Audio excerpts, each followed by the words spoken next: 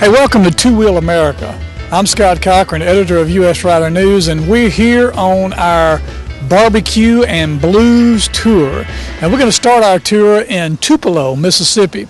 Earlier today we started out, the weather was overcast, sort of the perfect day to go looking for the blues, but it's cleared up now.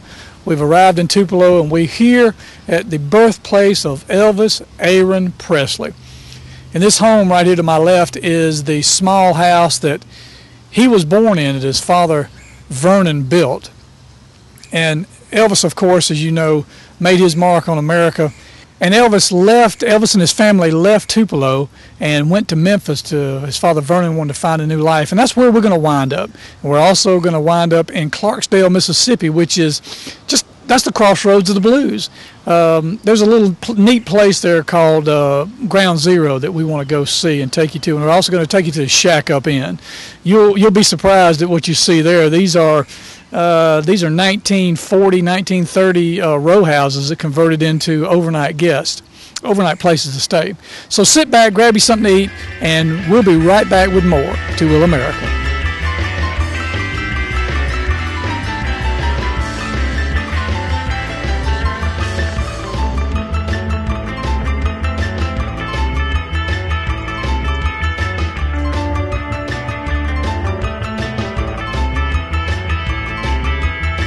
You know, country music is really a traditional blend of gospel and blues, and Elvis Presley was a Christian. He was raised in the church, and while he disrupted society with his wild hip swinging and his gyrating music, he always kept to his gospel roots. And this is the church that Elvis attended as a child, and it was a Pentecostal church. And those of you who know a little bit about Pentecostals know that that's probably where Elvis got his love for music, because the Pentecostals love music, and it really showed through.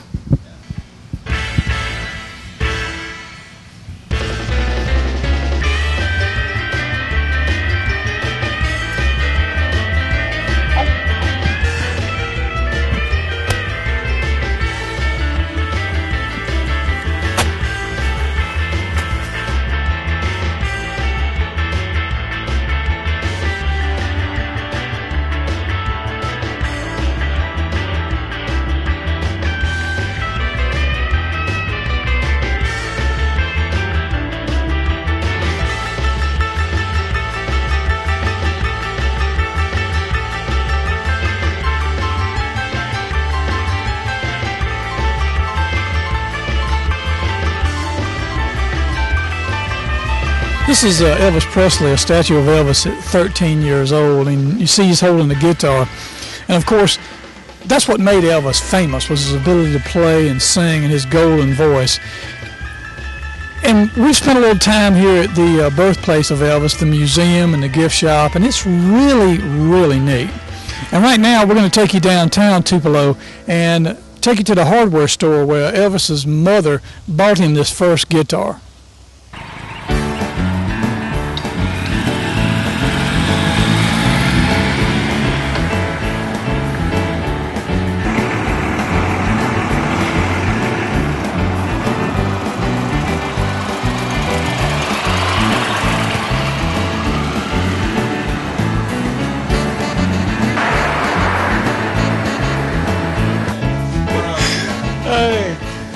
Hey, we're here in Tupelo at Johnny's Drive-In, and we're sitting in the Elvis booth, and we're having this is the hamburger with what is this got in it? It's got the dough in it. So we're gonna give it a try and see how it tastes. We'll let you know later. All right, thank you for visiting Johnny's. We appreciate your visit.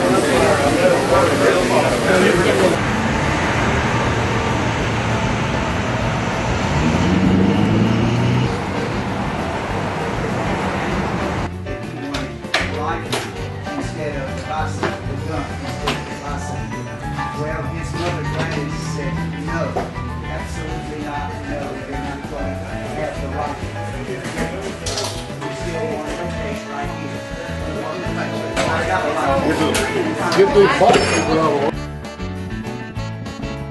Good morning. I want to welcome you to Tupelo Hardware. We're an old hardware store that's been in business since 1926. We are third generation owned, and George Booth is the third generation owner of Tupelo Hardware. We're famous for a lot of things, and one of them is selling Elvis Presley his very first guitar. Elvis came in our store in 1945. He was 10 years old, came in with his mother Gladys to buy Elvis a bicycle. When they came in the store, they came in through that front door. They walked on this exact same floor that y'all are standing on, and they came to buy Elvis a birthday gift, but Elvis walked right past, and it was to be a bicycle, and Elvis walked right past the bicycles and stopped right in front of this counter where you are right now. And the reason Elvis stopped in front of this counter was because Elvis spotted a .22 rifle hanging on that wall where the poster is. And so so Elvis decided he wanted the rifle instead of the bicycle. Well, his mother Gladys said, "No, you're not going to have the rifle." So little Elvis got all upset and started pouting and crying because his mama wouldn't let him have the rifle. Well, there was a man standing back here behind the counter where I am right now, and his name was Forrest Bobo. Mr. Bobo was a longtime employee of Tupelo Hardware, and Mr. Bobo also was a personal friend of the Presley family. So Mr. Bobo was trying to think of something to calm Elvis down. Well, there just happened to be a guitar on the top shelf in this showcase right here. So now we're talking about the same door, the same floor, and the same showcase. So Mr. Bobo reached in, pulled this guitar out, handed it to Elvis, and told Elvis to try the guitar. Well, Elvis had never had a guitar hand in his ever, and so Mr. Bobo encouraged him to try the guitar. So Elvis played with the guitar for a few minutes, and his mother Gladys looked at him and said, "Elvis, I'll buy you the guitar if you'll take the guitar." Well, Elvis played with it for another minute or so, and he turned to his mother and said, "Yes, ma'am, I'll take the guitar." Now, I like to tell people that actually Elvis turned to his mother and he said, "That's all right, Mama. That's all right with me. Anything you say." But you know he didn't say that. All right, so we've been to where Elvis was born. We have eaten in the diner where he said to frequented the diner, loved to eat. And now we've been here to Tupelo Hardware and found out this is where his mama bought him his first guitar. So now Elvis is on the road and he's ready, and he's going to change music history as we know it. So now we're going to head on over to Memphis and probably take a look around Graceland and walk down the famous Beale Street to see a little bit more about our Blues and Barbecue and Bikes show. Come along for the ride.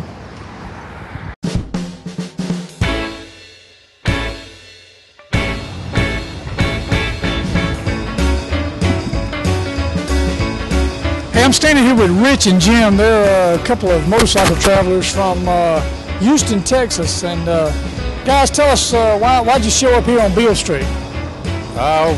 We left Houston, went to Louisiana, Mississippi, Tennessee, North Carolina, making our back around towards home. Making the trip back around. So far, we've logged about 1,700 miles. All right. The place where we stopped to get some lunch today. Heard about all the barbecue down here, so we thought we'd check it out. So what'd you think about the barbecue? What'd you eat at? We ate at Superior. It was pretty good. They actually have what they call a deep fried rib there. I had to try that, like cardiac on a stick there. But we tried it. Pretty good. Well, if a couple of Houston boys say they got good barbecue, it must be good. It's pretty good. All right. So tell me what you like best about your trip so far. Devil's Trail, or Dale's Gap. Dragon Tail at Dale Gap. We went and rode that. Was pretty good. We was over there Thursday. 317 or 18 curves and 11.8 miles. Pretty intense for a little bit. I hear you. All right, guys. So you're gonna wind up home when? Probably tomorrow morning. Tomorrow morning. You guys ride safe and have a good trip. All right, man. Thanks, Got good audio? All right, we're here in Beale Street, Memphis, Tennessee, and this is the cradle of rock and roll. I mean, this is where it happens. And You know, Memphis for a long time has been known as a distribution center because of its geography. You know, FedEx is located here, and there's a big intermodal distribution point. So goods have been distributed from Memphis for years, but its very first export, or what made it famous around the world, is this blues and rock and roll. And let's enjoy a little bit of the life of Beale Street right now. All right, my name is Patrick Holly, and I'm turning around here, down here in Memphis on Beale Street, and I tell jokes and riddles. I'm a homeless guy, but otherwise, everything is great. You know, world is great. But I was just wondering, you know, how can you tell that Adam and Eve was not black? I don't know. Well, you know, a black man ain't gonna give up a rib.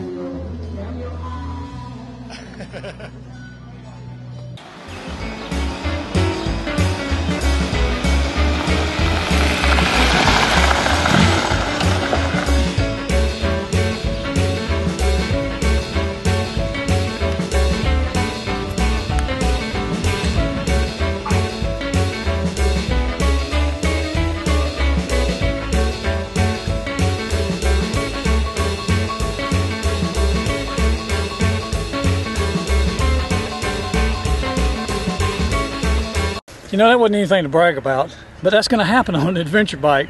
And as you can see, the bike is really no worse for the wear. We just broke a lens cover. Sorry, Triumph. I guess I'll pay for it.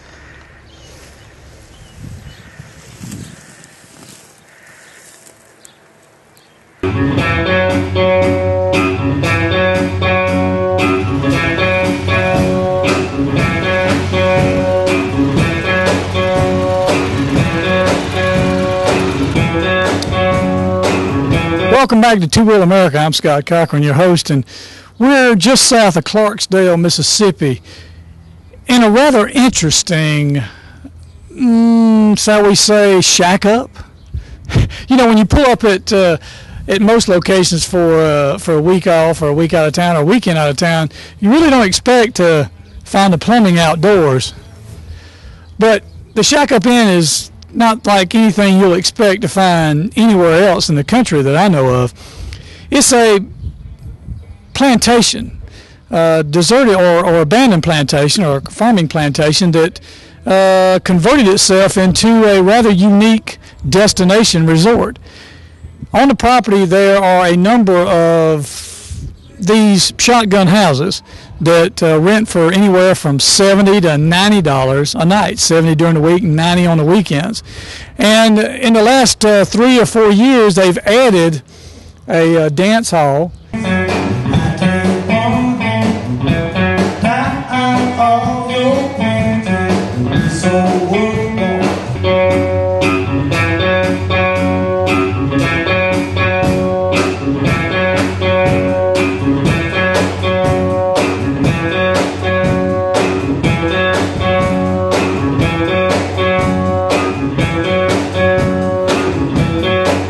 And they have these grain bin hotel rooms. So, you know, what better place to introduce Triumph's new Explorer, an adventure bike, than somewhere that makes you feel like you just travel back in time. In this episode, we've looked at some amazing destinations. Beale Street in Memphis is the hub for blues. And if Memphis is the hub, then of course Clarksdale, which is not as well publicized, not as well known, Clarksdale has to be known as the place where the blues were born. You know, not too far from where I'm sitting right here at the crossroads of Highway 61 and 49 is where the legend of Robert Johnson came about and his deal with the devil. You know, supposedly at midnight the devil would go to an intersection in the Delta, in the Mississippi Delta, draw an X in the road and snare some unsuspecting bluesman by and promise him that he could teach him to play the blues like no other in return for his soul. And supposedly Robert Johnson made that deal with the devil because he went away for a time, and when he came back he was playing the blues like nobody could believe. And that's what made the legend grow, and that's what made the legend of the blues just interesting to learn about. And that's what draws people here to this interesting and unusual, eclectic destination. It's that soulful music, the blues. It's part of what life really is about, and that's what riding a motorcycle and traveling is all about. You get to experience the life on the road in a way that most people who are stuck behind a 9-to-5 desk never really get a chance to experience, and they dream about it, and you and I get to live it, so we're very blessed. And you know, seeing how this is the newest thing in the place, and I'm sitting beside it, I guess it's time for us to go in and go to bed and get up tomorrow and head back home, as much as we hate to do it, and head back to our jobs. But we hope you'll join us next time on another Two Wheel America. Until then, ride safe.